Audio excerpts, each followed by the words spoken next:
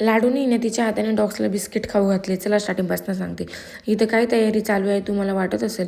इथं चालू आहे लाडूच्या फोटोशूटची तयारी, बड्डे शूटची तयारी चालू आहे.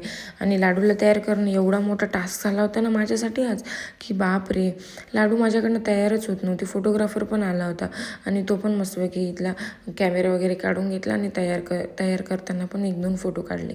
आमच्या मॅडम काय ऐकतच नव्हत्या. तयार करता करता पण जाम चिडचिड करत होती, तयारच होऊ देत नव्हती. आणि फर्स्ट टाईम तिला हा फ्रॉक घातला होता, त्यामुळे फर्स्ट टाईमच्या शूटमध्ये तिने फार मला रिस्पॉन्स दिला आणि ॲक्टिव्ह पण होते. पण एवढं सगळं स्ट्रगल करून फोटो एकदम भंगार आले. मला फोटो अजिबात नाही आवडले लाडूचे.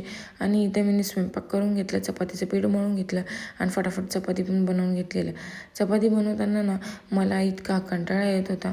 आज एवढी थकली होती मी, पण मी बनवलं. त्याच्यानंतरून मम्मीकडं फाईल द्यायला गेली होती, मम्मीकडनं निघून आली.